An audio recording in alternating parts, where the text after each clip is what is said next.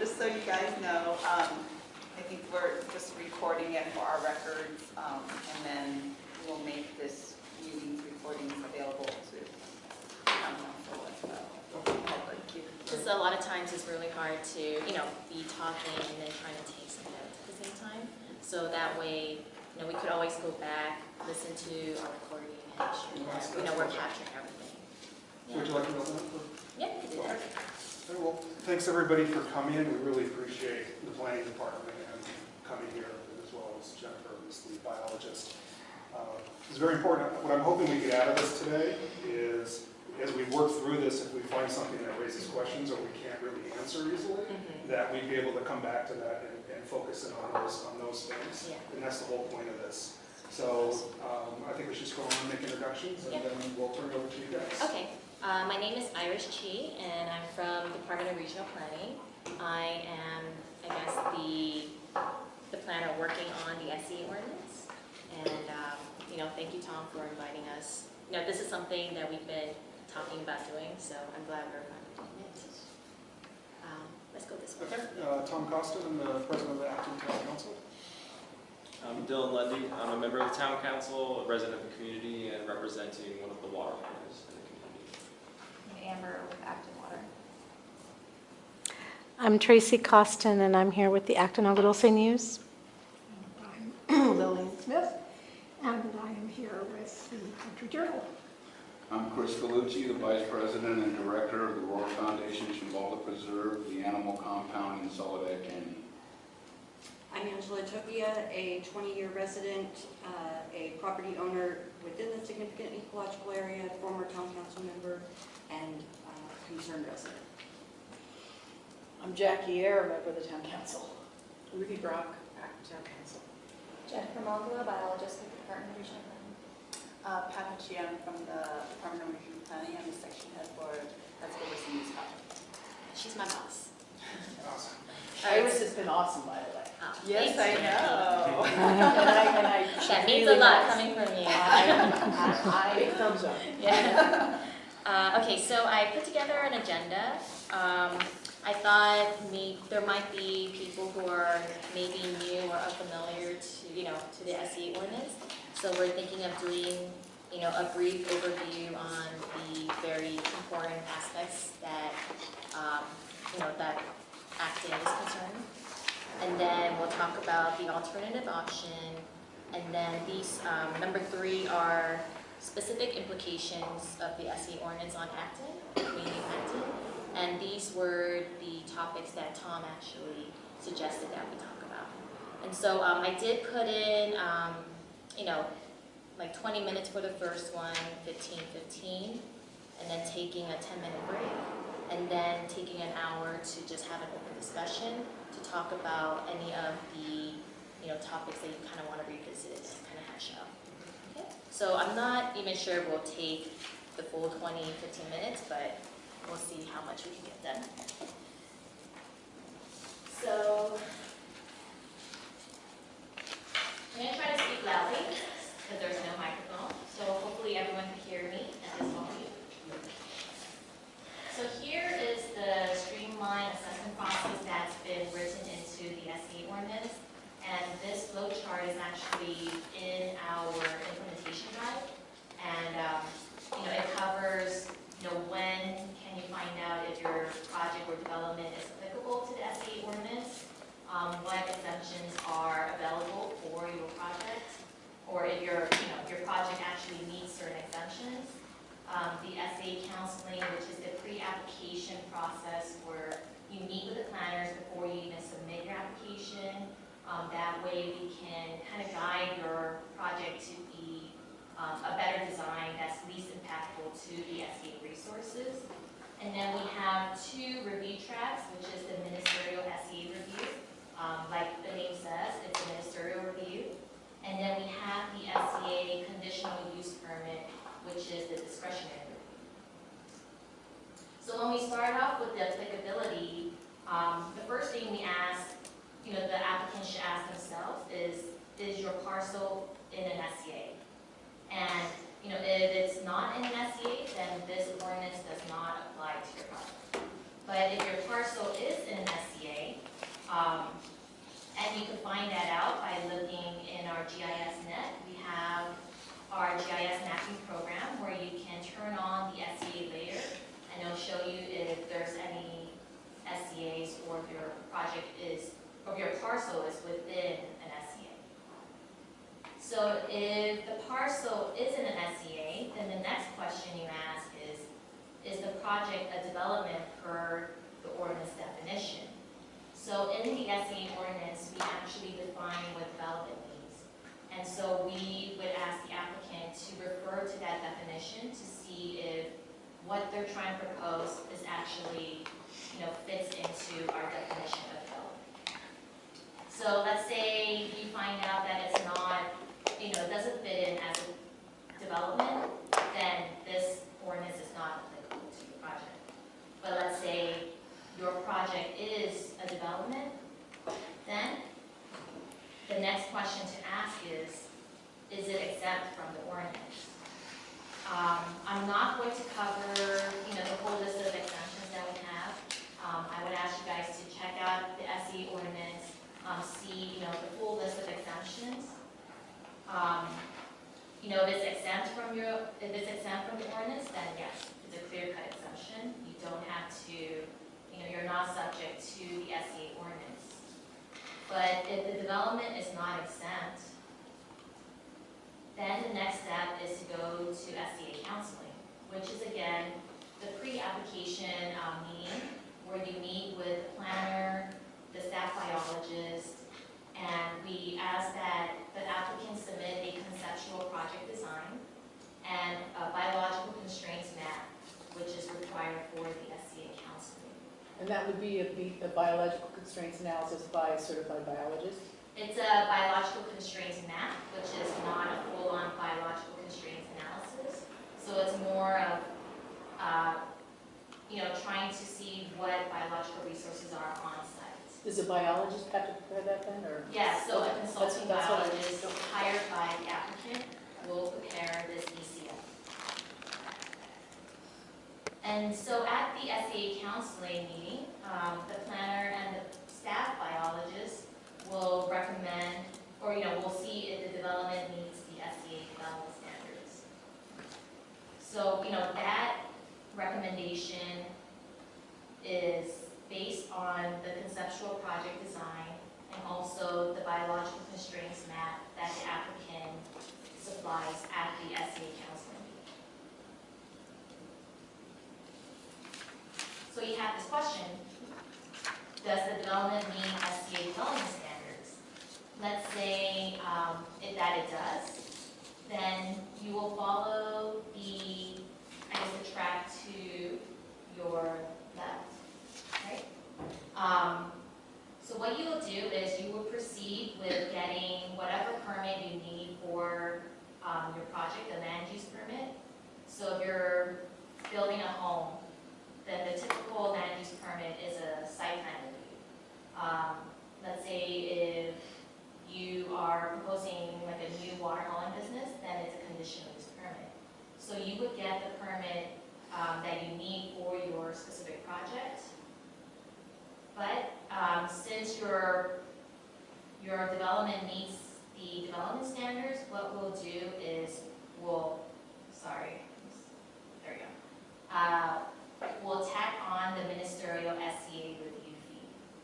So that is not a separate permit, but it's just an additional fee that covers the biologist's time to confirm that you do meet the development standards. So you'll see here it says no SC or no CTAC, and it's a bio review only. And so then the next action is to approve or deny your project.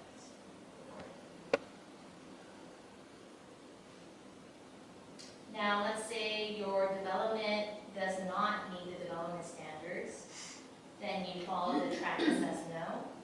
And then the next question is the SCA protected trees the only development standards that it cannot meet?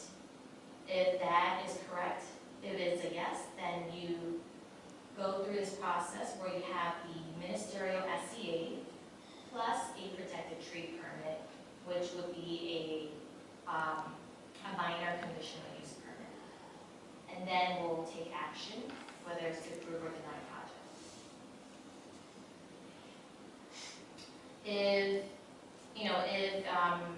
If you're unable to meet, more than the SDA protected trees development standard, then that would be a conditional use permit. So here, you file for the SDA CUP, and then you go through CTAC, then a public hearing, and then, that's when you take action, approve or deny project. So here is some questions regarding biological constraints map. When is it required?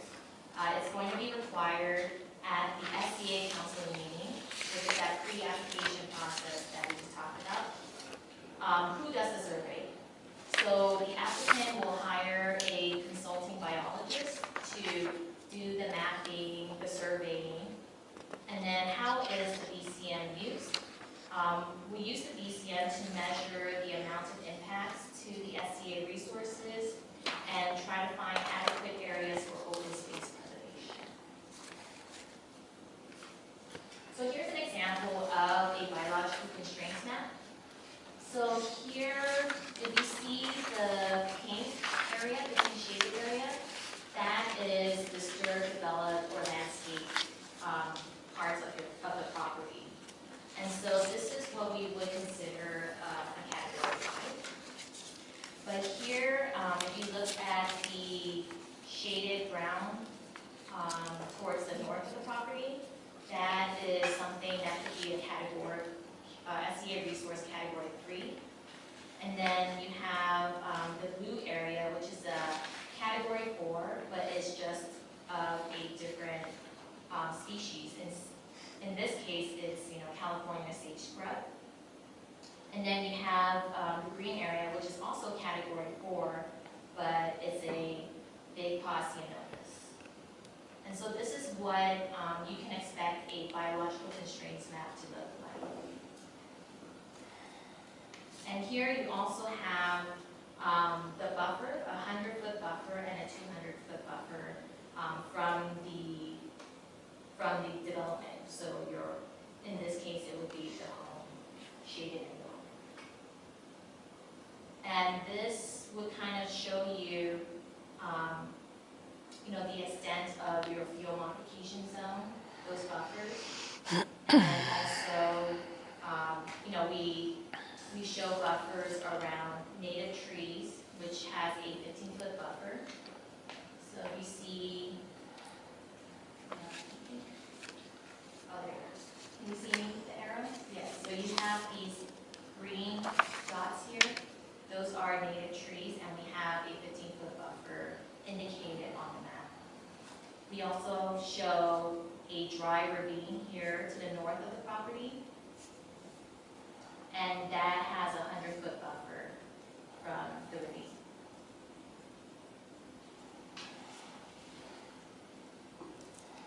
Now, I wanted to talk about CUP renewals, because I know that has been a topic that the Acton Town Council brought to us. And so, I wanted to talk about different scenarios that we can expect, or we expect to see when CUP renewals come in. So we have the scenario of a renewal of a conditional use permit, but there's no expansion. They're just continuing the operations. And so, since there's no development, you're not expanding the development footprint. But if impacts to biological resources were previously reviewed under the old permit, then it would be exempt from the SCA ordinance. But if it wasn't previously reviewed, let's say, the project is in an expanded SCA area. So before it was never in an SCA, but since 2015, with the adoption of the general plan, now it's located in an expanded SCA area, and therefore it never had the SCA resources reviewed. So in that case, it would require a ministerial SCA. When is the appropriate time to talk about this? So let me go through everything, and then you can note it down so that we can come back to this. Okay. Because I'm wondering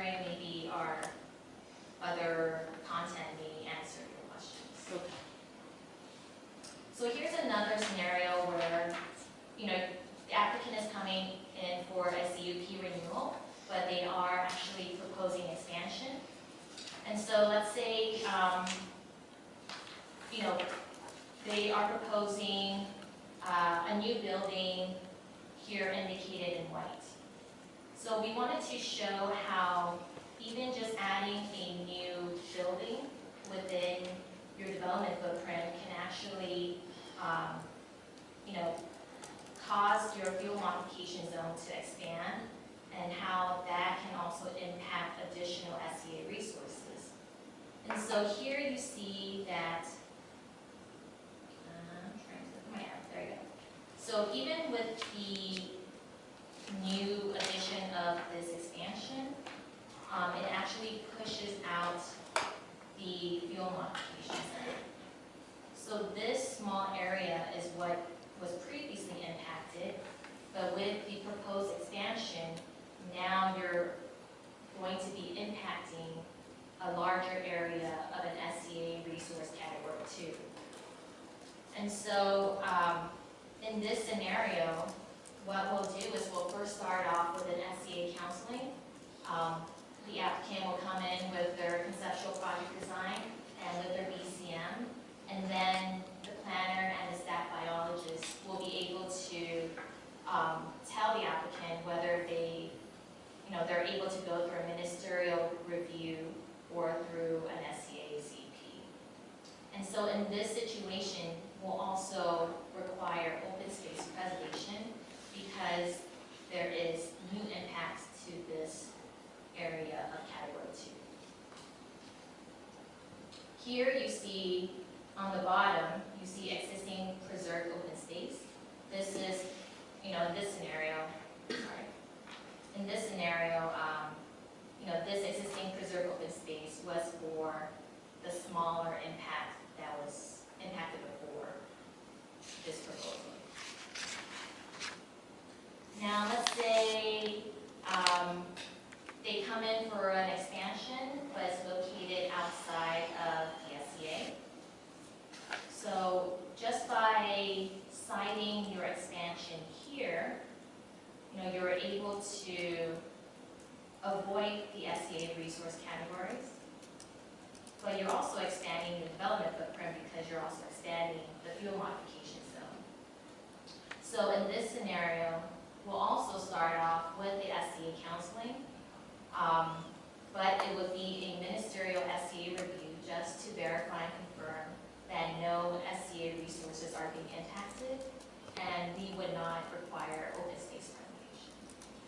That would be based off the existing resource map, or would the new one be required? We would be requiring a new one. If, maybe if they're able to show that their old one is valid, we can take that in case by case, but.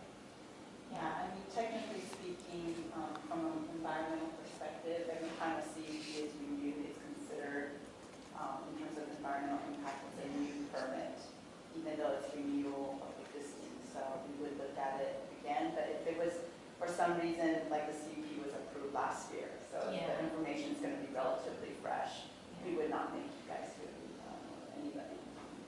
But this scenario only works if you're expanding completely outside of the SCA boundary, because isn't it correct that every piece of land within an SCA falls into one of 5 categories?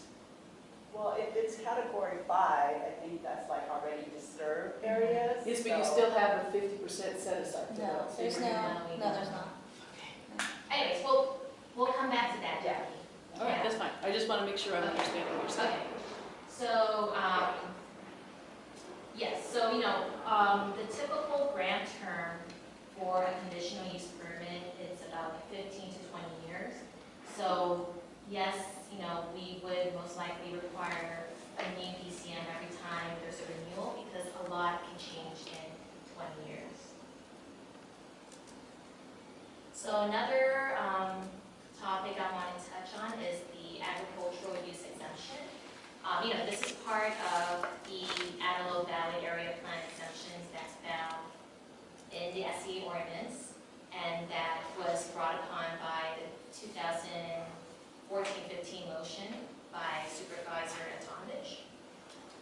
And so here we say that, agricultural uses in all previously disturbed farmland, as defined in the SE ordinance, is exempt. And so how we're defining previously disturbed farmland is farmland that's not grazed by domestic stock, has to be identified within the state of California farmland mapping and monitoring program, and also it has to be used for agricultural production during those 4 years prior to the most recent mapping date. So I think the state of California does their mapping every 4 years. And so in our previous draft ordinance, I think we capped it at 3 years, but we extended it to 4 years to match up with the state of California mapping program. And then we also have the development standards for crops. And so these are, so if you are planting crops for accessory use, you need to make sure that it's non-invasive species. And then also it has to be located entirely within the irrigated zone of your fuel lot zone. If you are, planting crops as a primary use, which I would think like farms, bigger farms, then we're asking that the crops be non-invasive species, and then also it needs to be located within a resource category 5.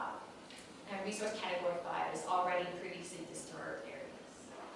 Is this for new crop development? Yes, new crop development, Not existing crop development? non-existing.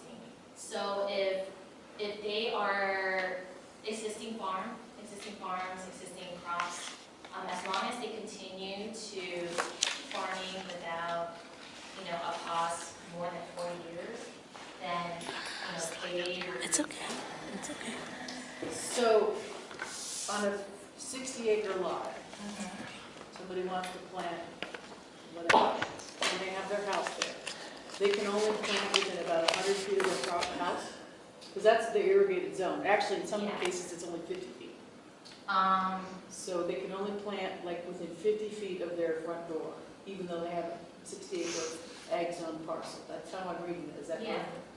Well, that's, I think it depends on whether they want it as an accessory, or they're saying this is gonna be like our main, Well, I don't know of any places in Acton where there are crops without a home on it. right, I know. but do they do it as like a primary, like that's their business, or that's their, or is it more like, like people have, I know, gardens, or I they think it's do all it over the for- map. We have a winery.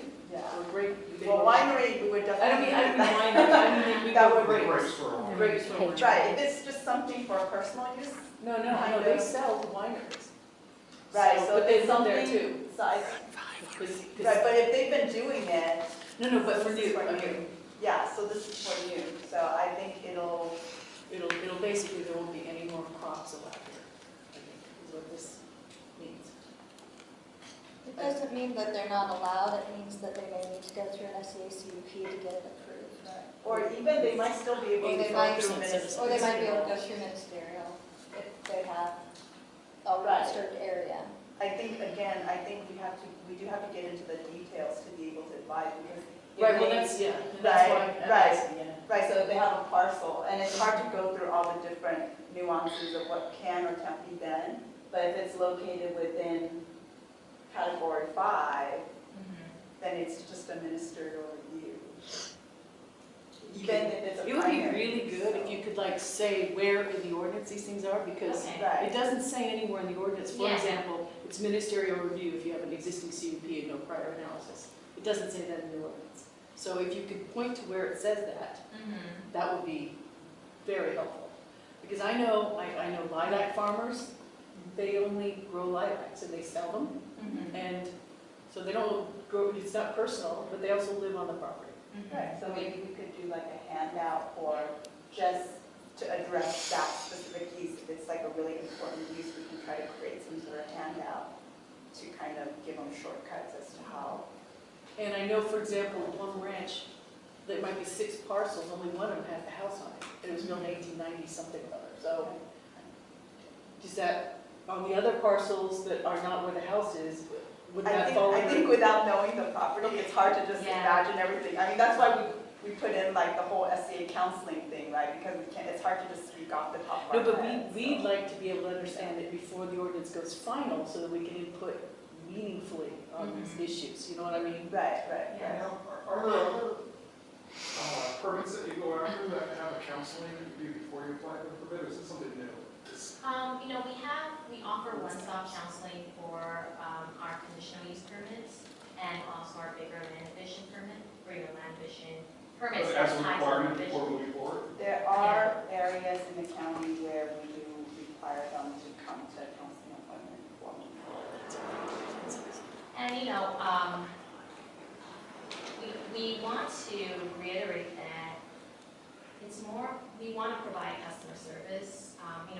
We're not trying to make it more onerous on the applicant, but we do want to provide a customer service where, we don't want you to spend all your money, getting plans drawn up. And then, later on, we're going to say like, no, we can't do that. We would like to work with you first with the conceptual project design, and then, before you, get a draft person to draw out your plans. But your customer service has a fee attached to it, correct? Yes, there is a fee, Yeah. but if you apply for your project within a year, then that fee rolls into the permit fee.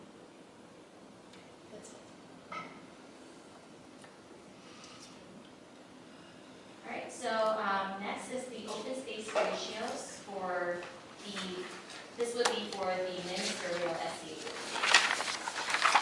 You've seen so this table is taken from the development standards section in the SE ordinance. And so depending on, which SEA resource category you're impacting and how much you're impacting, then, that's the required open space preservation ratio that we are going to expect. And also, any open space preservation needs to be provided on site in order to meet the ministerial SCA review process. This is just ministerial. This is just ministerial. So here you see category 5. You can disturb as much. There's no limits to how much category 5 you can disturb, and also we don't require open space preservation. So how does an existing facility that's fully built out comply with this? Yeah, so Or is that you getting to that later? we'll get into that later. Okay. Now, these are the open space ratios for SCA CUPs. So this is the discretionary review track. Recommended. Oh, yes, recommended. So these are going to be the starting point. So it could be more. It could be more or it could be less. And what are the criteria that you use to establish which direction that's going to go? Yeah, so it will be case by case basis. So that's why it's a discretionary permit. Understood, but Yeah. you still have to have criteria for Mhm. assessing on your case by case. There's still thresholds. So do you have Well, this is the threshold, so this is what staff's gonna recommend for, 95% of the time. I mean, I can't say 100 because, there might be things I can't think of, but that's why we mean by starting point. So we're gonna start with this to the decision maker, but then the decision maker, meaning like CTAC, remember CUPs are gonna go to CTAC. CTAC has some additional expertise. They might say, oh, that's unreasonable, you should lower it, or, oh, this is really special, and you should. And then that's also still just advisory. We'll forward that advice to the Regional Planning Commission, and the Planning Commission can decide whether what we're recommending makes sense or not. So they are where the discretion comes in. It's CTAC and. So if it's property that has no biological resource value, why is it a 50% set aside? That's 50% in category 5. That's what I was talking about a minute ago. Where did these numbers come from? So you're talking about this one-to-one. Yeah, that's 4 or 5. 50% set Yeah. aside. That's a huge, I don't think that's intended for all disturbed areas, and we should revisit that. But the reason why that would be, in some cases, you may want a set aside, may want mitigation if it's a corridor, or even if it is disturbed, like annual grassland, invasive grass or something like that, it may still act as an important migratory corridor for some wildlife. In that case, you might set aside one-to-one. But in that case, it doesn't necessarily need to remain undisturbed. And You there might could, also for be- example, allow horses to, have a, I don't know what you would call it, but someplace where they can, because all your other stuff is totally undisturbed. And those are really big numbers up on that screen. 5-to-1 is like 90% or 80-something% set aside. But you have to realize category 1 is going to be the most sensitive, where, the rare plants. These are state and federal listed species. Yeah. And So listed, but California you don't Department of Fish and Wildlife, U.S. Fish and Wildlife Service requires when you say the same listed, kind of. you don't mean, for example, coastal lizard is on a watch list. No, this is endangered and, Critically, okay, yes. yeah, endangered and threatened species that are listed in the state. All right, I'm just gonna keep going. Sorry. No. We have the entire hour after this to, answer any, lingering questions. Okay, so I'm going to talk about the preservation mechanisms. This is for the ministerial SEA review. So, like I said, the open space needs to be preserved on site in order to meet a ministerial SEA review process. And that can be done either through a permanent on-site deed restriction or a covenant between the county and the property. Here is the preservation mechanisms for the discretionary permit, which is the SCA CUP. And I actually ranked them from 1 through 6. And these are the preferred, so number 1 is our most preferred mechanism. And if the applicant is able to show that they're not able to meet 1, 2, whatever, then, we kind of go down the line.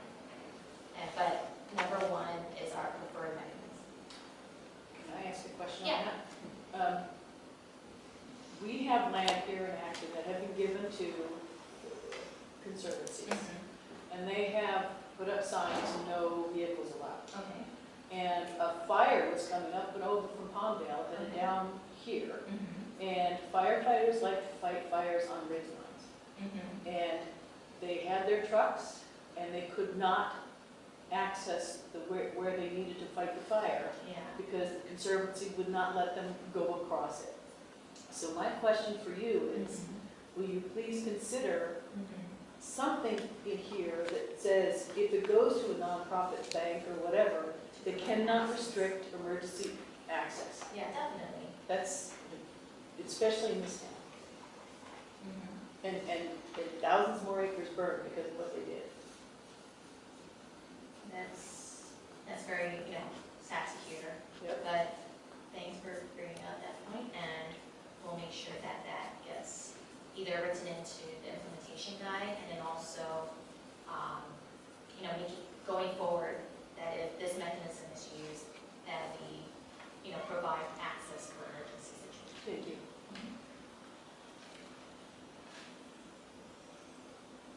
Okay.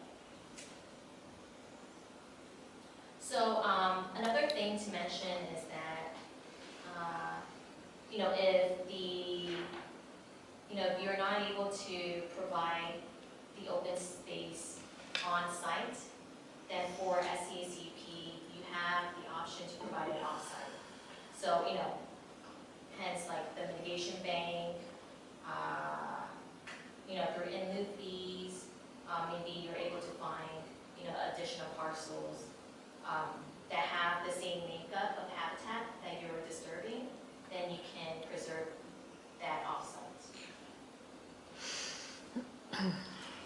All right, so now to the good stuff, the AV exemptions. I know Acton has been very vocal about, the AD exemption versus the alternative option. So I just wanted to just briefly go through the AD exemptions versus alternative option. All right, so this is the way the SCA ordinance is written currently, in the most current draft of the SCA ordinance. We do retain the AD exemptions. So that's the way it's written within, I think I might have made it, read better on the slide, but within the boundaries of the AD area plan, construction of new single-family residences, regardless of size, are exempt. Improvements accessory to a single-family residence, regardless of size, are exempt, including all of those additional bullet points. And then agricultural uses on all previously disturbed farmland, as defined by the ordinance, is exempt. So, when did the agricultural uses become required, when the previously disturbed requirement come in? Because when the supervisor, Antonovich, brought that motion forward, agricultural uses were, at that time, said they were allowed. So we went from allowed to agricultural uses, uses on previously different, disturbed farmland. yeah. So in that board meeting, when he asked specifically, well, what about this? He said, oh, no, that's allowed. So we went from an allowed use to a use that is restricted now. And I don't understand how that lines up with that. A property that's zoned agricultural. On agriculture zone property. So when we brought this in 2014, one of our points was that we have a lot of agriculturally zoned properties. People may want to use those uses that haven't used them yet, considering there is a fair amount of open land available here still. And that use was allowed at that time. And now we have this previously disturbed requirement. And that links to my prior comment about a farm. Yeah. That's my concern. Which I believe, I don't know, we don't have Plum Ranch here, but I believe some of their stuff has not been worked for over 4 years. Well, it got burned in the Crown Fire. And they were older people. It's too hard to, don't report that part. And in uncontrollable circumstances like drought and so forth, Yeah. Are bound to occur in California, and that should not create, the implementation of this restriction. Yeah. Right, because what I was getting at is the intent of the supervisor at that time when he made that motion was to allow agricultural uses. And we seem to have lost that intent in this whole item. Yeah, I think he was concerned with things like corridor. And, Yeah. as we pointed out, you can have ag use and you can still, the corridor value is not, substantially diminished or even really diminished. But Yeah, so, the previously disturbed farmland, I think that term came from the motion itself. So we took that terminology from the motion, and then it was up to us to define what previously disturbed farmland is, and that's why we are referring to the state's program, because they already have a process in place trying to map out all the prime farmland, the different category farmlands in the state of California. So that's why we're, deferring to that mapping source to, define what previously disturbed farmland is. But, Yeah, that's actually in the board motion. yeah. The words previously disturbed farmland. I was just trying to, I'll look into it a Okay. little bit and go back and look at that board meeting on video. But Yeah. just real quick, what staff was telling him that there was no restrictions on this with the current SCA ordinance. Okay. So that's why I'm trying to understand why we have a restriction. And that was like back 2000. October 2014.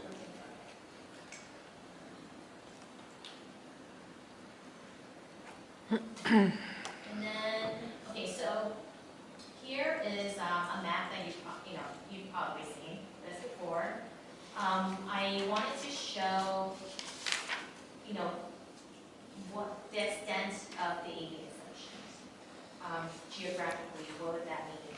So areas that you see in brown are areas where, so the areas in brown are SCAs, but where single-family residences uses, ag uses would be exempt.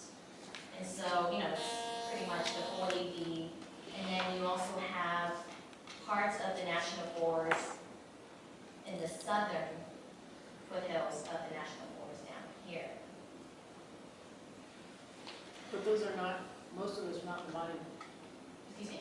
Much of that is not in the monument, it's just in the forest. Yeah, it's in the forest, but there also are inholdings within this area as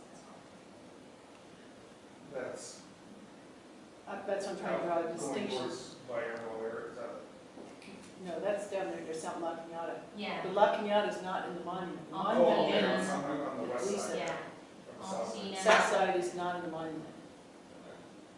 And they're not in the Antelope Valley plan. They are. The extent of the area, AV area plan Okay. reaches all the way down there. So, trust me, I was also surprised, a lot of people were surprised that this was the extent of the AV area plan. Now, we've been proposing this alternative option. We've heard from a lot of, we've heard from you guys who want to keep the AV exemptions, but we've also heard from other town councils, other residences, other, organizations who want to protect the SCAs better, who want to, get rid of the AV exemptions. And so we try to, come up with a compromise, and this is what we came up with, and this is what we proposed to the commission, the Regional Planning Commission, and to the residents as well. And so this is within the AV area plan portion of the Eastern Santa Clara River SCA, and outside of the National Forest, the following are exempt. And then, you have the construction of new single-family residences, improvements, and agricultural uses. So, in map-wise, it would look like this. So, the brown areas, which is pretty much the Acton,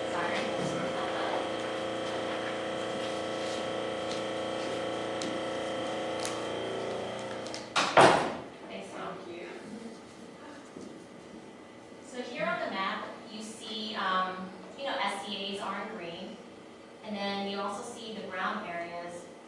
The brown area, which will still retain the AV exemption, but we also took out the national forest areas as well. So did you look at what if you had just made the cutout for forest, but not, if you made the cutout just for the monument?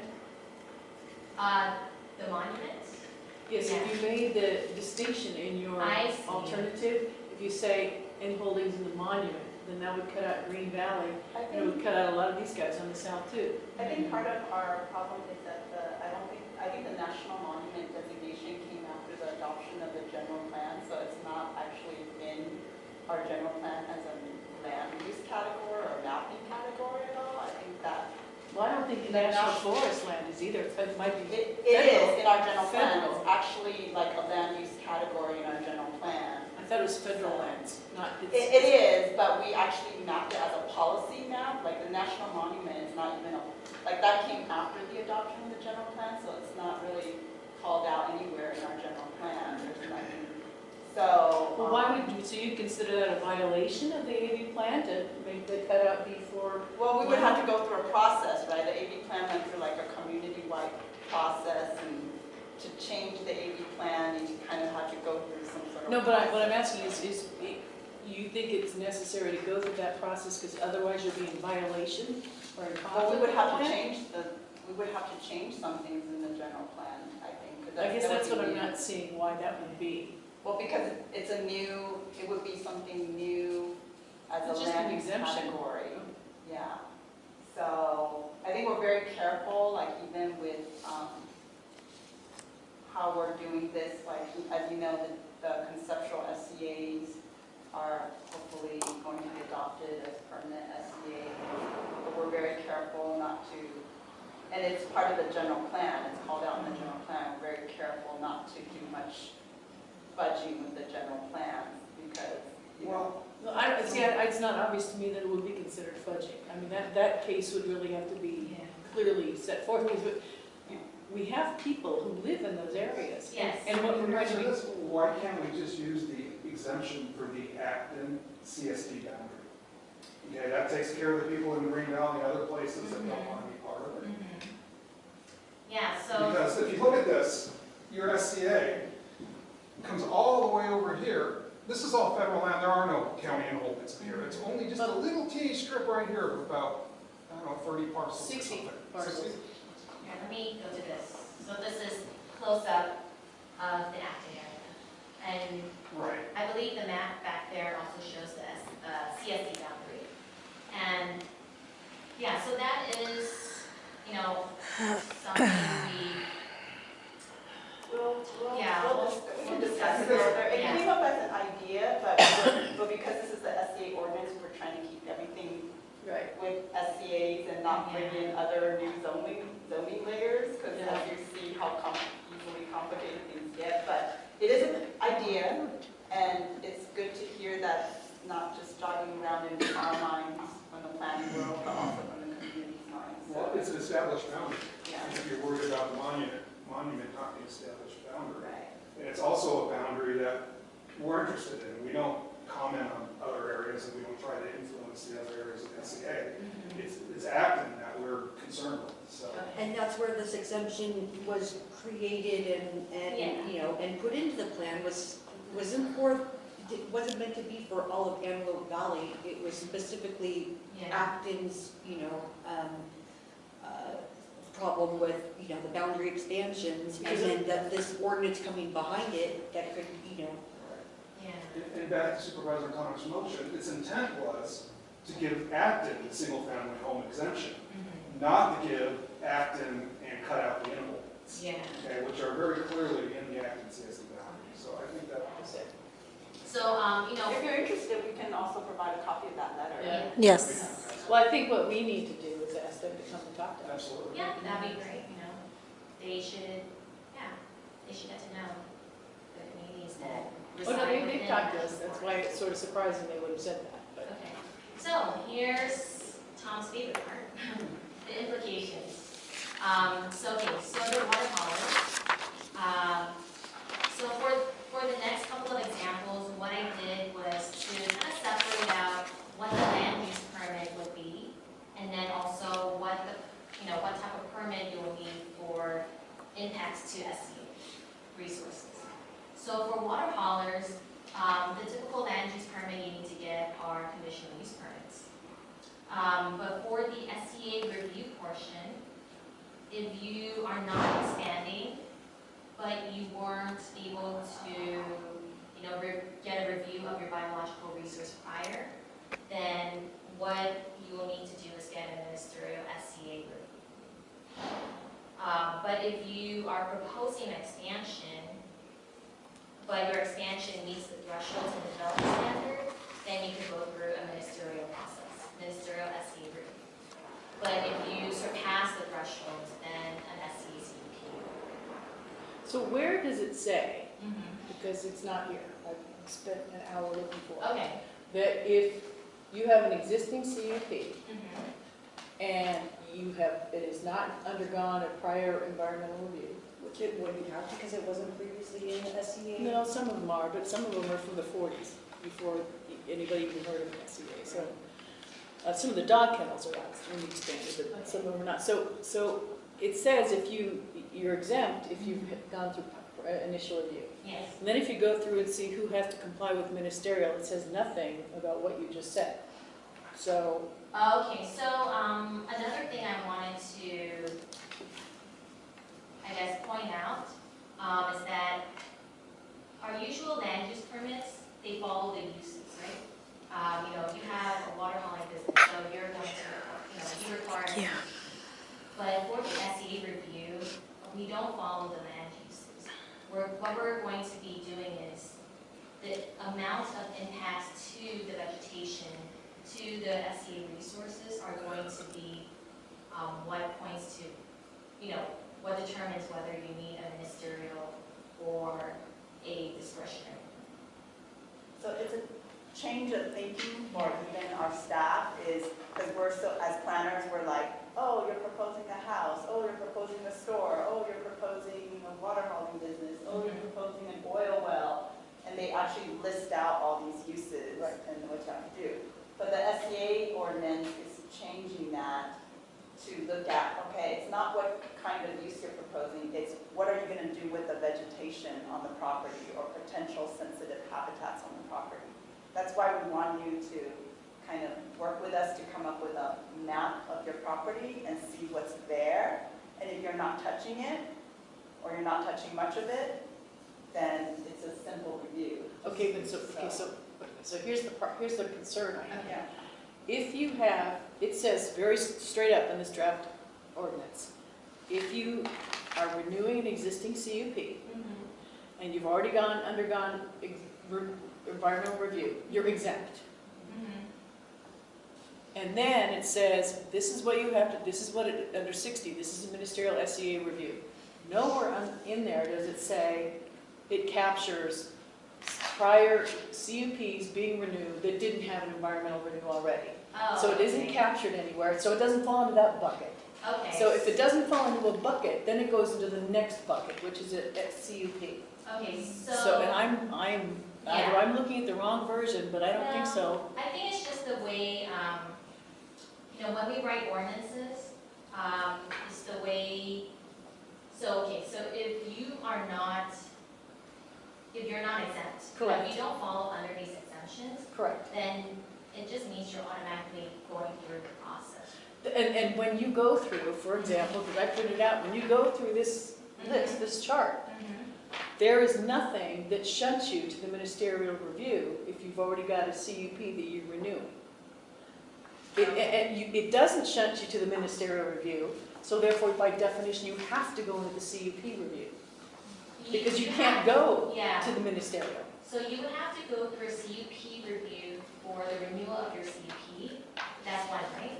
For the land use. Yeah, I'm just talking about SCA. Yes. Okay, I'm only, so when you follow your chart, when Acton Water or whatever follows, they have nothing that sends them to the ministerial review, shunts them in that direction because they're not exempt. I mean, I don't know if they might be exempt, but pretending, okay, Acme Water, Okay. pretending they're not exempt. There's nothing that shunts them to the ministerial review. There's no, you know, chink a ball. So you want some, basically you want something that calls out when you're in a renewal That says straight up, and Shambala's the same way, they've been around a long time, and I would have a hard time, and we have a lot of animal rescues in the SCA, not, this is just Shambala's most famous, but, Yeah. So, yeah, we'll take so a that's look what at I've the been, book that's where chart.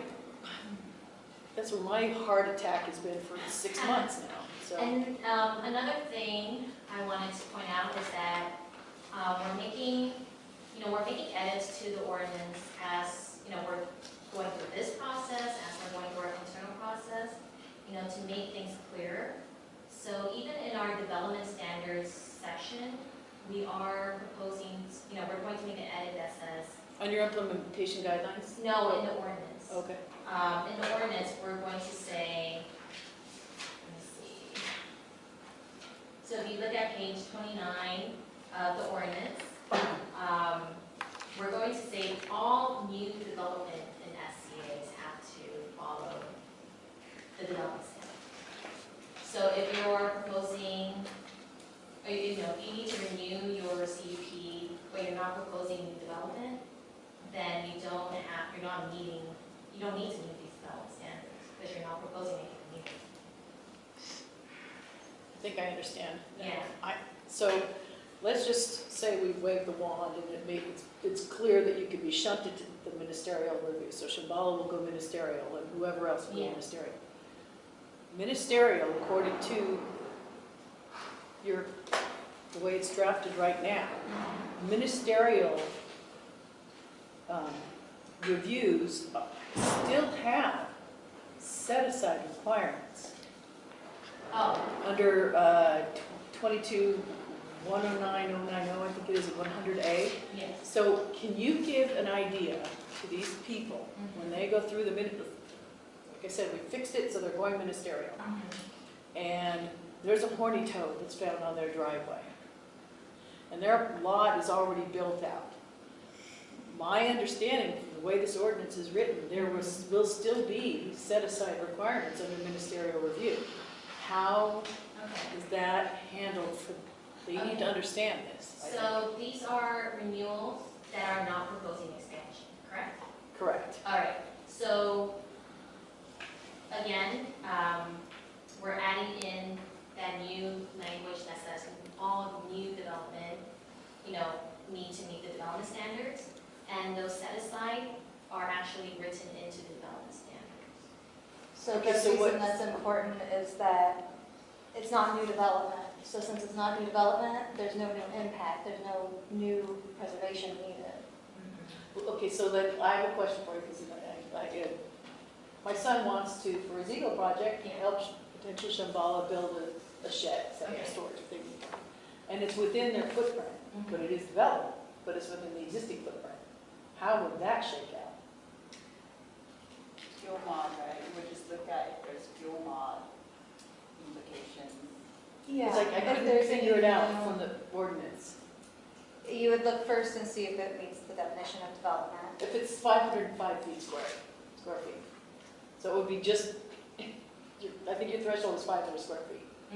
So let's say it's 505 square But feet. that's vegetation disturbance, Yeah. so that's not necessarily size of, so if it's in an Okay. already developed area, that wouldn't be new Like a new vegetation tiger shed. disturbance. So that wouldn't trigger anything, other than the site plan review. Well, we have to think, I'm not familiar with Shambala, is it?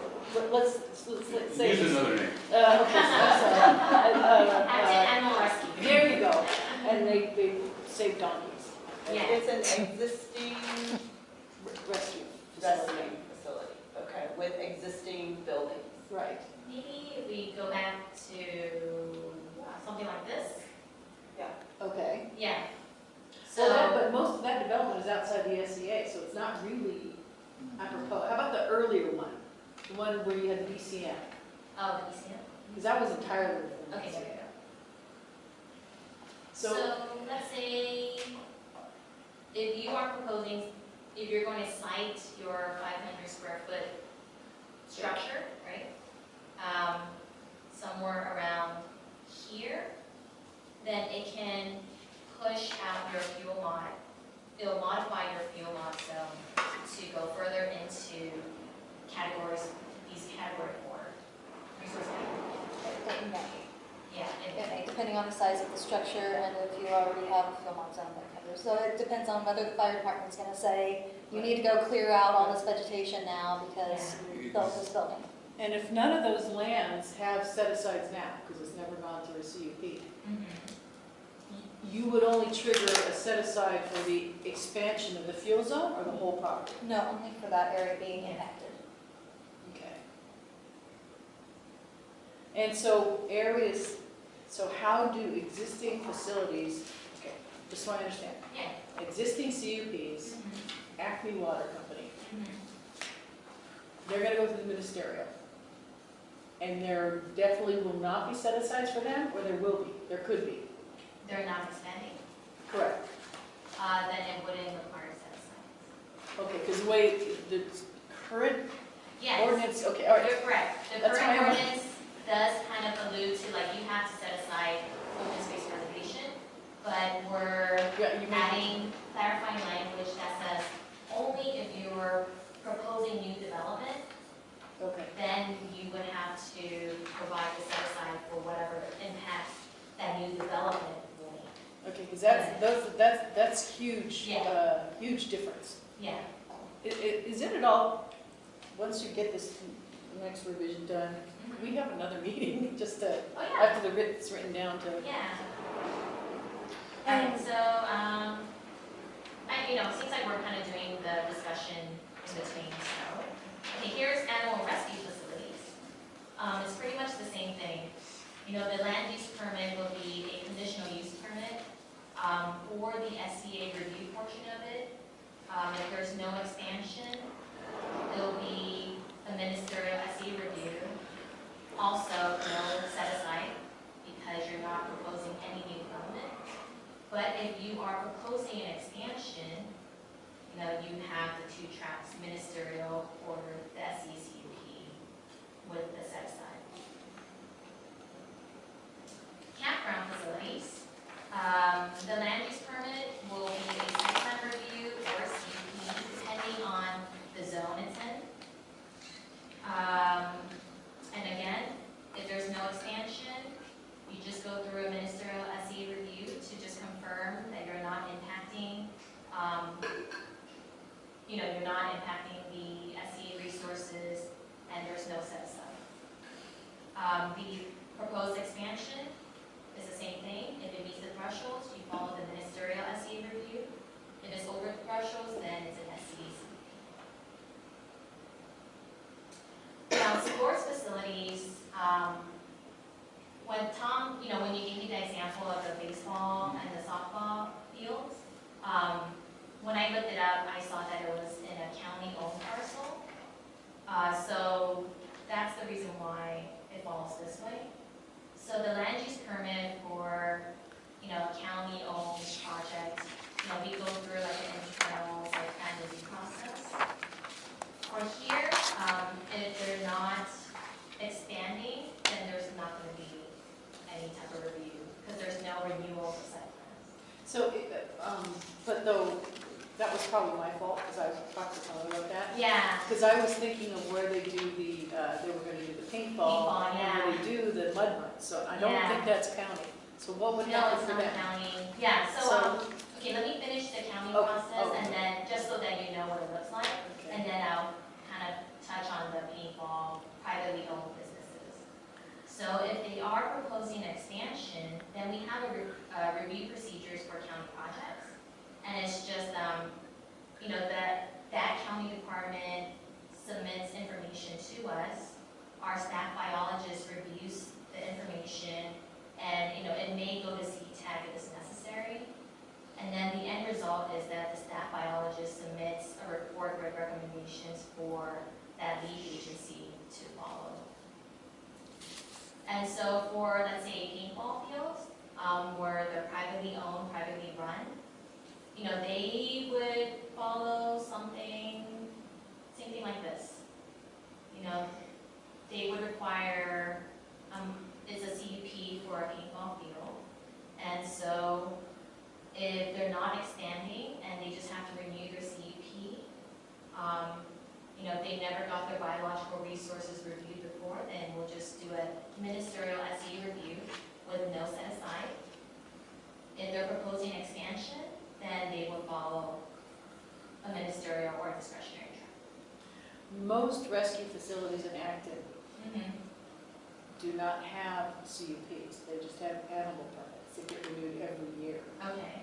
And we have one. But that's through animal care and control. No, well, regional planning, at least at the beginning, they're part of it. Right, to So- establish it, it would go through regional planning, but once it goes through regional planning once, then we wouldn't look at those facilities again. Yeah. But if they're coming back with a If it's a proposal. CUP, yeah, site plans, once we approve it, then we're done. If it's a CUP, those are the ones that usually come back, like there's a grant term to it, there's an end term where they have to come back again. Home-based businesses. Before you get that, what about the temporary use limits for things like mud runs and things? Yeah, that's a tricky one.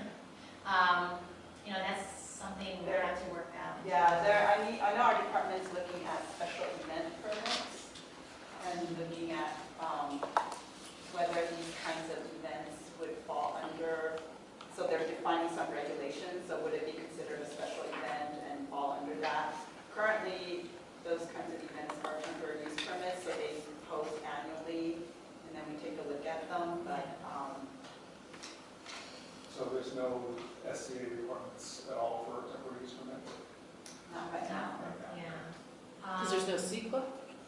right? Because they're ministerial. The temporary use permits are not discretionary, so they're not subject to environmental reviews.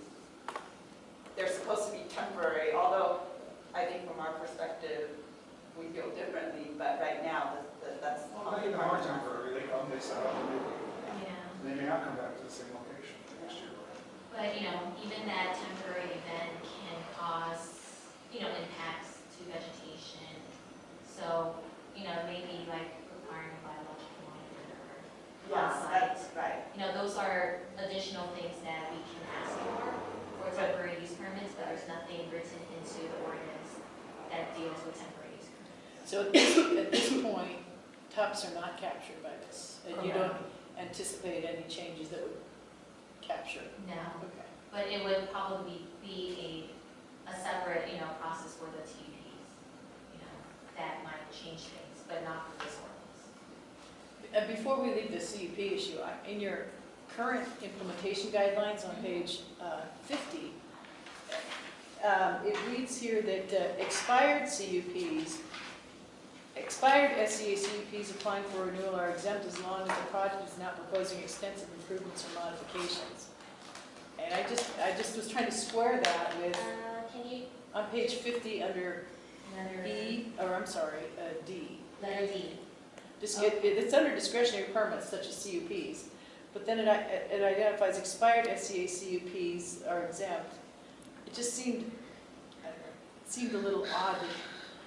Normally, when a CUP is exempt, you have to start all over again. And it just seems like, yet people who have CUPs and they're just renewing them have to go through the ministerial process. It just seemed a little. Yeah. So I don't know what the right thing is. That just doesn't seem right. So. Okay. So it's expired SCA CUP, so those projects would have gone through CTAC review and would have had mitigation. But it could have been like mitigation 10 years ago. monitoring plans. They could have been 20 years ago. That CUP might have expired 10, 15 years. Oh, Yeah. so are you saying that It a seems. time frame on it? Sometimes you'll have a permit that's only been expired for a year or two, Well, or even this a kind few of months. goes with expired SCA CUPs is why they have to get a CUP renewal, right?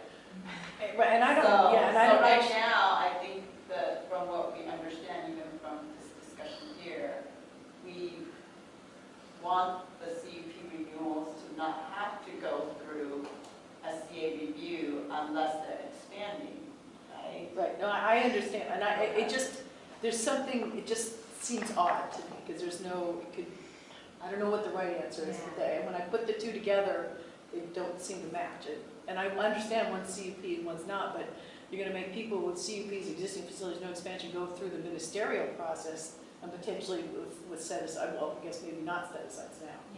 Yeah. So since you're going to be changing that, maybe it's no big deal now, because this is before, I learned that you guys were changing this, so maybe it's not a problem, but. And that's the reasoning is because, they never were processed as an SCA CUP before. So we just want to confirm, what's there on site. That's what the ministerial process would be, since they don't have to meet the development standards anymore, because they're not proposing any new development. Okay. Yeah. That's a big difference. That Yeah. makes a big difference. Yeah, and so, we hope that, you'll be able to kind of meet us in the middle, be okay with, those process going through the ministerial process. But being, but us clarifying that the development standards still need to be met, since there's no new development and no set-asides required. All right, so home-based business is our last slide, I think. Okay, so home-based business, the land use permit is a director's review per the Acton CSD. And The language was changed, right, Jack? We're asking to have a lot of it changed, so so we'll see what you guys come up with, but based on what the current CSD says, it needs a director's review. And so here I put down that there's not going to be any type of SCA review, and that is because the residence is the primary use. And also in the CSD, it says that home-based businesses can only be 20% or 350 square feet of the existing residence. So, home-based businesses are not meant to be like full-fledged, primary uses. Right. And so We're looking to change that to home-based businesses being a allowed based on impacts, Okay, not based on the square footage of a residence. I see. Because, Kind of like what you're doing, impact-based. Yeah, Impact-based. so we're on the right track. right. Yeah. So that, Okay. you know, and this is not in the ordinance now, or? No, we don't talk about home-based businesses in ordinance, since this is very use-based. You know, the residence is the primary use, you're only using a portion of your home to, you know, run your business. And so only if you're expanding your residence, you're proposing to like put an addition. So you're gonna put in an outbuilding of Yeah. substantial size. Yeah, then that will trigger, you know, some type of SE review possibly, and Open discussion time. Pat will be my scribe. All right, so anyone have any questions? Do you wanna go around the room, or you wanna go like top? Let's go around the room. Tom? I'm gonna put you on the spot. Well, yeah. Oh, no, Sorry. Oh,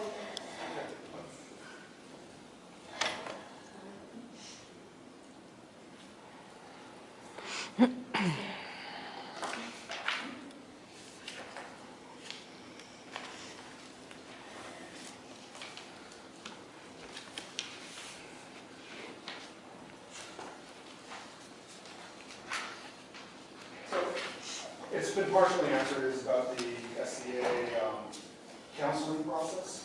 okay. But so is there a fee attached to that, or? Yeah, so there is a fee, let me see.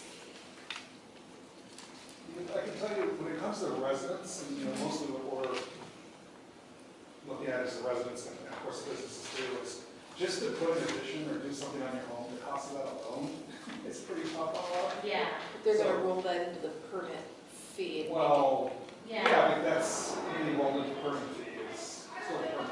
Okay, so the cost of an Sdh Counseling is $361. As long as you apply, because again, it's pre-application. So as long as you apply within a year, then you. In a home-based business, Okay. it can be used in a home-based business, but it's still accessory use to the home. So when you go to get the permit to build that facility, will that be considered an accessory use to a single-family home and be Or under the business, exemption of right. that, or be considered a business? I think that's something that we need to be careful of. Yeah, and that is probably like a two-part process. First, you need to change your CSD to make sure that the CSD allows for a Right. bigger space to be a home-based business. And then the second part would be, you know, the exemption states improvements accessory to a single-family residence. So that's something we would have to determine whether a gallery is accessory to a single-family residence. And let's say, what if it's not a gallery, what if it's just a paint studio? Because that's, the Yeah. person's a painter. Yeah, But then that, so that might be considered an accessory, but then 3 years later, they decide to make it into a studio. Then Yeah. do they have to go back through it's already in place? How does that? okay. Pat, what were you saying? There's definitions in the zoning code or with regards to what's considered an accessory structure.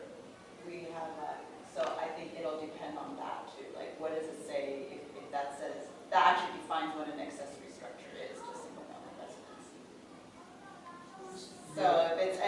So if that said use, whatever it may be, is considered an accessory structure in the zoning code to a single-family residence, then it would fall under this exemption. Well, that's good, that's what we were hoping to hear. Yeah. Because one of the things we're talking about with regional planning and the CSDs is, you know, AB 32 and greenhouse gases and encouraging home-based businesses to discourage, you know, commutes and stuff like that. So, you know, we don't want to make headway in one direction and then get wrapped around the axle here. I think one thing to consider though, I mean, one of the things with home-based businesses, we look at how much traffic are you creating, right? So if it's just a personal studio, it's one person Right. going. But if you're gonna have people coming like once a week to look at all your artwork and you're selling and you have a considerable traffic, then you essentially become a commercial use. And we have situations like that. We have private ag places that are almost movie studios here. Yeah. So, actually, we didn't talk about the movie studios. We have several studio CUPs within the SCA too. And I forgot to throw that in the list here. But I guess they go through the same process. Same process, yeah. Because some of them don't have their CUPs yet. Some of them have been operating under Clean Hands waiver for more than 10 years, and their CUP has been, So, or I don't, yeah. that implies that somebody's not doing their job. I think the county's doing their job. I'm not sure that the applicant's really, Yeah. doing what they need to do, which is unusual, but. Well, I think, not to get too far from the topic, but when we look at our home-based business in the CSD, we got to be careful when we look at the uses, because we We're want trying to to make sure specify uses. right, exactly, so that would override the Title 22. I don't know, this is scary. We need to make sure it fits. And how will filming in an SCA, how will the filming be affected in an SCA? Yeah, so, filming ranches, or filming studios, they need a CUP for the use, I'm talking about a private residence. private residences. So like, let's say someone they have their home, but then they rent out the backyard for them. Yes. No, like for example, Criminal Minds has filmed at my property, and they were there for 3 days. Okay. In an SCA, how is that affecting, how would that be affected? Future filming? I think we're looking at that, but through the film ordinance.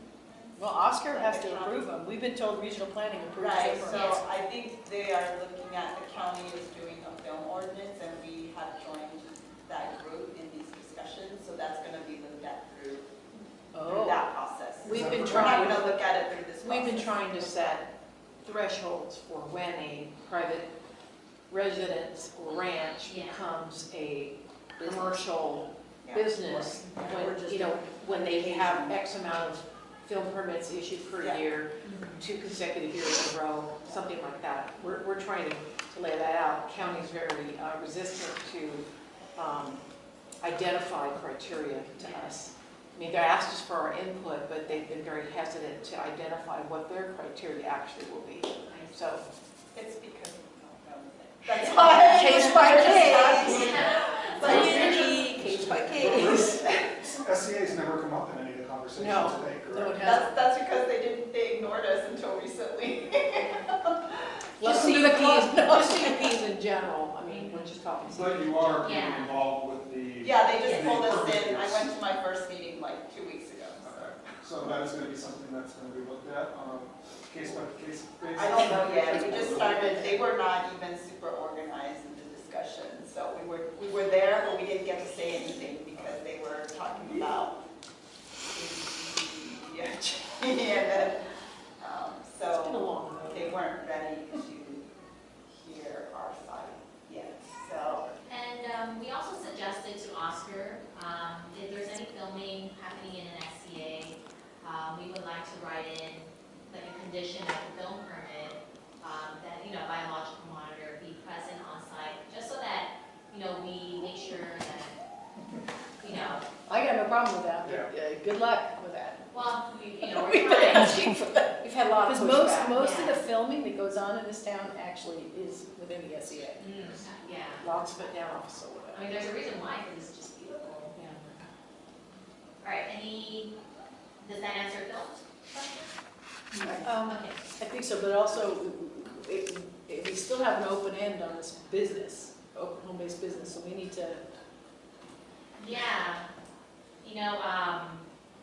I don't think we're gonna be Yeah, we're not able to gonna- address it with the SCA ordinance, but perhaps through your CSD process or however, the other projects will go through.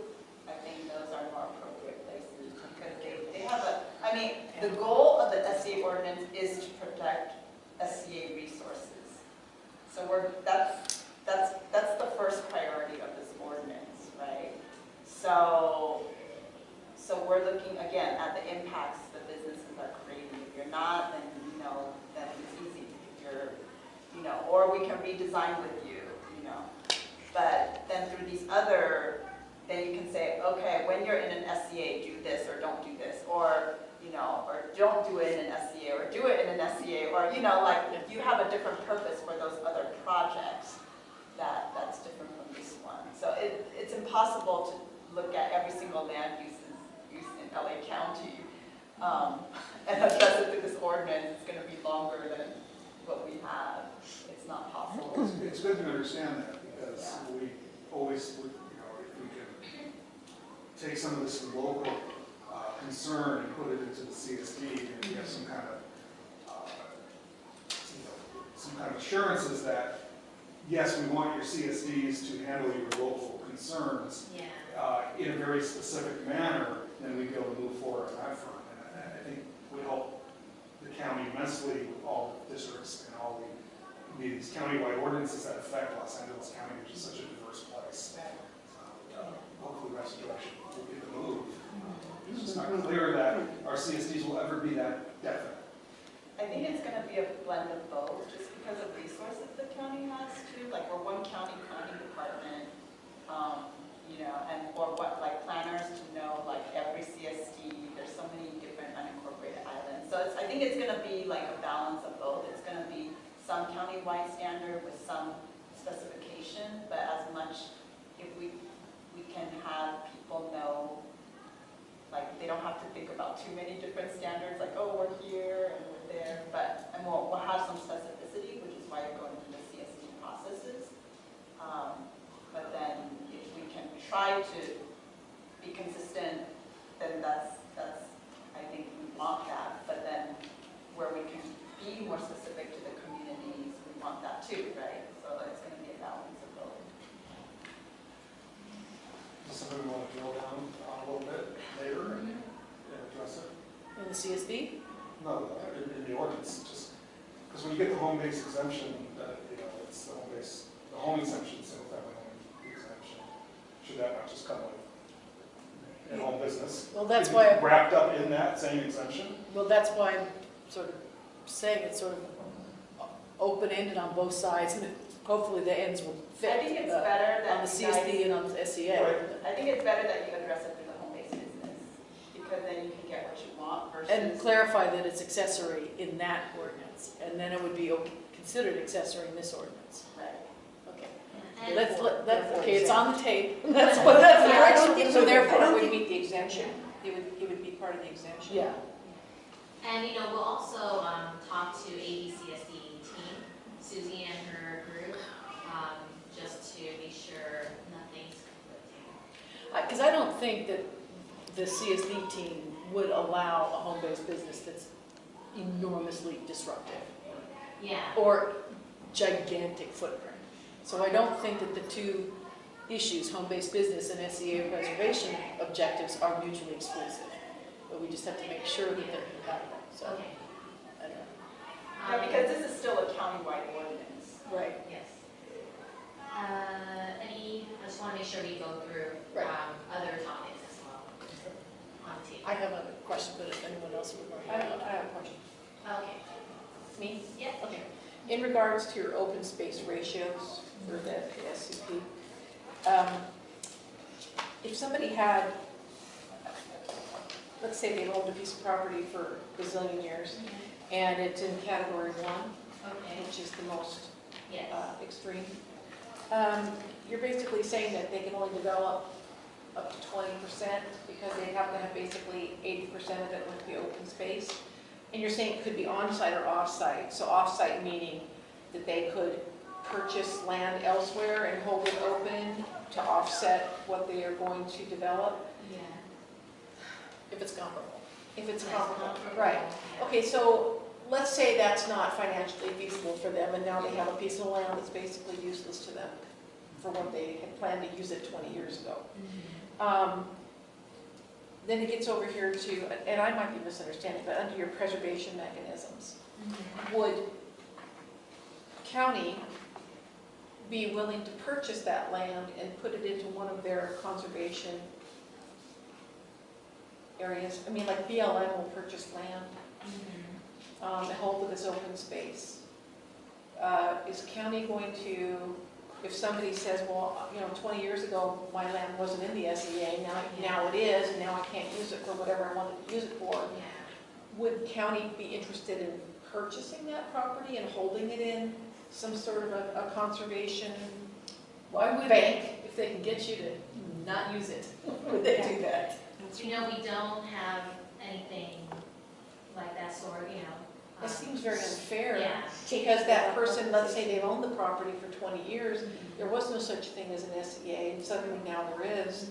And basically, you've taken away their ability to develop that lot the way it was intended to be developed 20 years ago when they bought it. And then they're not even gonna be able to sell The it. thing is that, Yeah, it's unsellable. Yeah. It's unsellable. It's almost like high-speed rail having to come in and do, some sort of High-speed rail will come, easement offering. Plus they're paying property It's a take. taxes on that Huh? entire It's a take. piece. It literally is a take. It is, and so is that person going to be compensated if they no longer can use their property? so we're not saying that you can never develop in a category 1. You can develop with a CUP. So But we're I'm not saying, No, not necessarily, that's not. This feeds into my question, and actually, let's just step through a process. Okay. Can you go back to the BCM, because I think this is gonna make, so let's pretend that this is the parcel Ruth is talking about, and there's no house on it, okay? Let's say this is Cat 1, Cat 2, Cat 3, no, Cat 1, Cat 2, Cat 3, Cat 4, okay? And so, and you're probably not supposed to touch that, so I shouldn't do that, but anyway. So, the way I read it, you would have to give about 95% of Cat 1. And you want to plant olive trees, okay? How, in the end, on this parcel, if it's Cat 1, 2, 3, 4, how many acres of olive trees can they actually plant? Because if this is Cat 1, Cat 2, Cat 3, Cat 4, Cat 1 is like 90, it's what, 5 to 1, so that's like 88%, I don't know, do the math. 88% set aside, so you could do 12% of this lot, of this part, and like all the way down to Cat 5, which is 50%. I mean, the smallest set aside is 50%. Yeah. So if it's all Cat 5, they still could only do half the lot in olive trees. And if it's Cat, because it's 1 to 1. Okay, so, On table 5. so let's go back to, let's say you said the pink is Cat 1, right? Yeah, let's just say. And you said the green is still Cat 4, right? Okay, sure. Yeah, And then like 3 and 3 and 2, 5. okay. Yeah. So at the Sdh Counseling, what we would recommend is to try to cluster your development in a Cat 4. But they want a farm, so you want to cluster. Yeah. If they want a Do farm, any of you guys in regional planning live somewhere other than the city where none of this applies to you? Like, these are just the most absurd things you guys try to pass for rural areas. Like, maybe step out of your comfort zone and come live where we live. What about the biological resources that are human? What I'm hearing is let's protect all the animals, and I'm all for that. yes. But what about protecting the humans and their property rights? Whatever happened to that when you start planning out these things, which essentially is, as Ruth says, a taking of people's property. It's the same thing that county's doing with the hauled water situation. I mean, you do realize your food comes from farmers No, I and know things that. like that? Yeah. Like, when you go to the supermarket, somebody actually farmed that stuff. It didn't just appear there. And that's why we're really trying to, meet in the middle. With This- more this- and more So things this to is pay the- for, more and more Yeah. regulations. Okay. That's how you're trying to help? Yeah, Sorry, we were given this project to do. It was something that was designed many years ago, and we're just trying to come up with solutions. We understand where you're coming from. I don't think you do, though. We do. I hear you. And if you want us to write it down, we'll put it down. But I think we can't just ditch this project, and say no regulations, because that's the job that we were given. But nobody said that. It just seems that the amount of regulations and things that you, constraints that are put on to I'll just say our town, I mean, We it's, can look at it's different, crazy. we can look at different open space ratios. That's, I think, what we're talking about. If that's what you're talking about. So, That's what I'm talking about, Right. because I don't know, And if you I guys agree have- with you, but I can't, No, they're just gonna tell you no. I know, it's just, well, I want to try to get something. I think the comment that was given, it's, so we're looking for, what we can do to change. like, I guess like the So, whole thing of, I oh, think just put your saying, trees in like, this little area. regulating, and it makes it, we can't do anything with that because, so. What she's asking you to do Yeah. is put your, get in the perspective of the people that live here are good stewards of the land already. We are not the virus or the fungus that's killing everything. But these ordinances come with that assumption that because there's a person here, there's biological, or there's damage happening. But in this, maybe in other places that's true. And you know, there could be many overdeveloped places where the development is the problem. But in Acton, the people move here because they like what they see, they like the environment, they want to live with the environment, they don't want to be clustered, because clustering does not go well with an open environment. It may help with certain biological resources, but clustering is not something people generally want. Invasive fence lines is not something people generally want. They want the leakage to go through their property because they want the animals walk through them. And I think if we were to do the ABCSD option as you recommended, then I think that would solve the majority of, I think, the frustration that we have heard. I think if you want us to take another look at the open space ratio and change that, we can look at that too. If you have a starting ground. I mean, I think that's a plus yeah. for the people that own businesses, like the water haulers. If they ever wanted to expand, some of those ratios really need to be, I mean, they are. And we are open to hearing from, like, if you want to give us some starting ground. Like, this is a draft ordinance. This is where we're starting, and maybe, you know, you're right. This is draft 9, correct? Well, but we only came, sorry, but we came in on draft 7, so I reserve the right to say that. I think, you know, a large part of it is regional planning's perspective is that our presence, our living, you know, our town, it shouldn't be considered sprawl. You know, rural is not sprawl. That, you know, our properties are zoned agricultural, and, you know, the ordinance is wanting to place restrictions on agriculturally zoned properties, and, you know, And it's a third of our town. and taking away, and because they're agriculturally zoned, yes, they're large parcels, but these, you know, this ordinance wants to literally take, you know, the use of property that we've paid for, that, you know, by an expanded boundary that, you know, that was never in existence before. You understand what I'm saying? That's where our conflict with, you know, You're rendering some of this property not usable. of no value. Right, Well, down it with would no be compensation. Look at, under the current proposed ratios, it's a minimum taking of half the property, because it's a 1-to-1 to Cat 5. So, and. I think that's another reason, though, why we were trying to get people to do a biological constraints map towards the beginning of the process, so that you can better understand, like, where things can or can't happen, to look at. But your minimum cap is still Cat 5, Right. which is 50%. So even if the biologist finds, even if it's just like sand and nothing, no horny toads, no black ants, nothing, it's still 50%.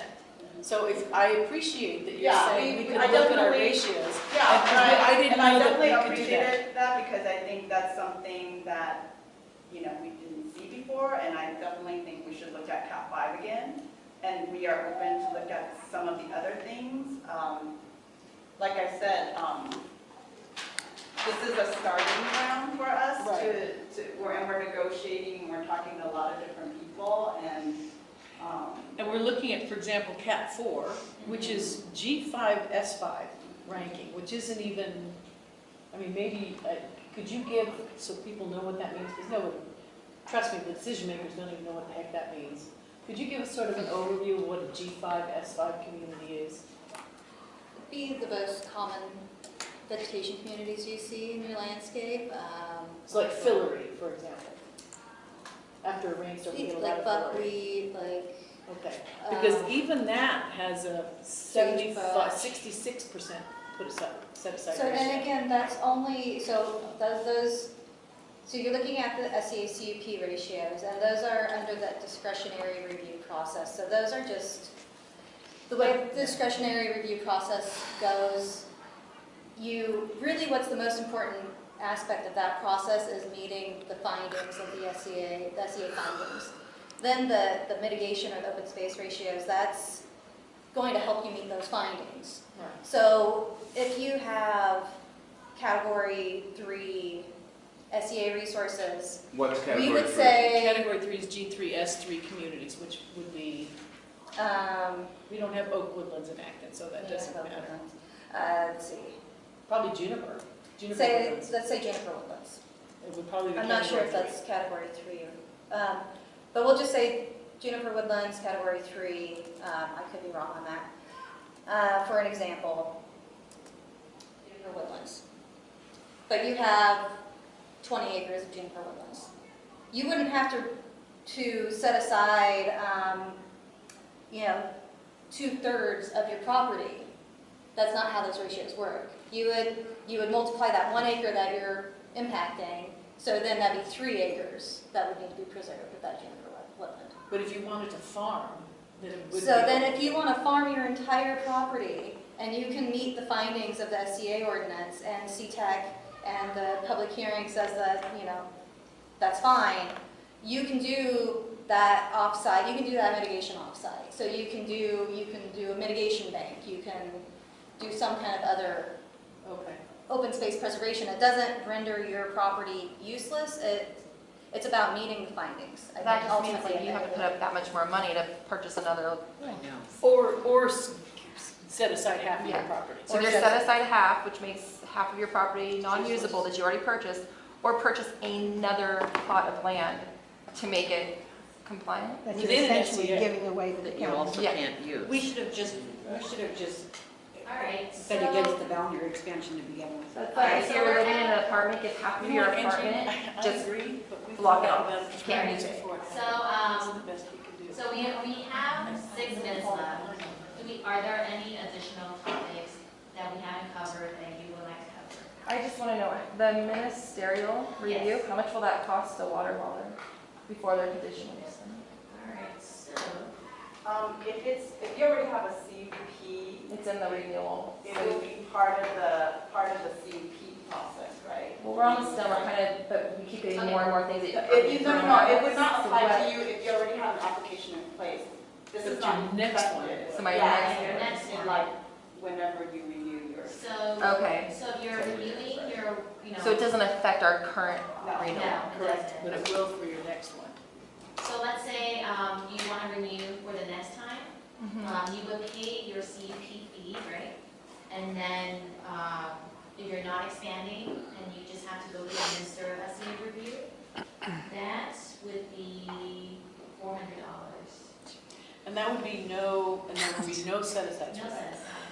'Cause that's There's a, no expansion, there's no new development. that, I appreciate you making that change. That's a Yes. big slip of change. And even if you find, say, a many-stemmed dudleya or something, I don't know, am I saying that right? There would still be no set aside? No, Any set because aside? you're not touching anything, because you're Okay. not expanding, you're not building. Or You're pointing just to a lizard on the continuing your driveway? use. Yeah. Okay, all right. I think the woman, you had a question before? Yeah. I think I made my statement quite clear. Okay, all right. Okay. Well, I appreciate your looking at the ratios, and I guess maybe I look like I'm trying to keep a foot in both camps and try to find a way. Great, Jackie, you do. But I think that these ratios, if you're willing to move to some extent on them, at least on the category 3 and 4, Yeah. and 5, we don't understand. Is there any, can you give us a primer on what G2, G3, and G4-5 are? I mean, because I read the plant species list and it's all Latin, literally. What we could So- do is maybe, we'll do a little, I had a list. like a handout or that we can send out to our SCA stakeholders in general, just giving examples with pictures. I should compile a list, and Yeah. put the rankings, and I Thank you. think it's on my desk, That would so. be very helpful. Yeah. That'd be great. That would be hugely And it's helpful. not, I'll put the caveat on the list, but it's not an exhaustive list. There's probably other vegetation communities that I've missed, but I tried to make a list of the most common and what their ranking would be. In Important. this SCA, In the SCA ordinance, yeah. or in this Santa Clara. Oh, in the Santa Clara Yeah. River SCA, yeah. I think you had your hand. It's, Okay. No, I just. You want to go back in time, don't you? I just want to thank you guys for coming out today. Well, thank you for coming out. You know, I know it's frustrating. I know that it's very unfamiliar to, you know, people living out here, but we are trying our best. The goal of this ordinance is actually to balance protection of, you know, biological resources and protection of private property rights, so. Where's You the know, I feel balance? like it's But kind of hard it to do doesn't both. feel balanced to us. Excuse me, there's no balance. It's all toward the resources and Yeah. very little toward the human resources. But we're trying to achieve that, so.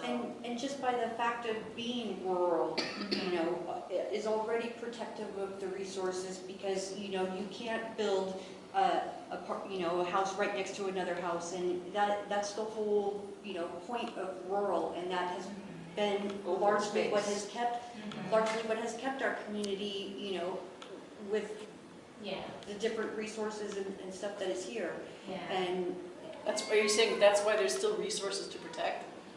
yes, Yeah. exactly, yes, basically. Moving, Oh, when it comes to the monument area, so in 2014, the general plan adoption, the minimum size that you could subdivide property was brought back from 5 acres up to 10 and 20. So just to give you an idea that these areas are big parcels and they can't be further subdivided. Most of it's already divided out as far as it's going to go. So, you know, so when you look at, we want to make sure we don't disturb continuity in the forest, well, you really can't, you know, that's not. You got it's not a valid 100,000 point. acres surrounding you. You got, It's you all know, open space. 1 million acres of open space, and you're talking about a strip that's literally 800 feet wide, and it Yeah. runs up Aliso Canyon and Angeles Forest Highway. And we're not even talking about the strip that's in the riverbed. This is not Right. even anywhere near the riverbed. Right. And, you know, I think, Which is basically, like I yeah, said, it's A220 Yeah. now, But, and you know, A210. maybe the bigger parcels, you know, may be an advantage in this case, able to, you know, meet the development standards. You need to make the findings. Yeah, I mean, you know, she mentioned like, try getting up half your apartment. I live in a 600 square foot apartment, so, you know, I can't imagine getting half of that. But, you know, with a bigger parcel, there's still some room, you know, that we can really play around with. But we still paid for that. Like, that's, we shouldn't have to give that back just for nothing. It wasn't zoned SEA when Like, whoever I- bought it. Yeah. I'm all about the animals, I'm all about preserving things, but where is it, when does anyone in our town benefit from this? We don't. It's constantly give back, give back. Oh, here's some more. When are we protected? Because like you said, 600 square feet for your house.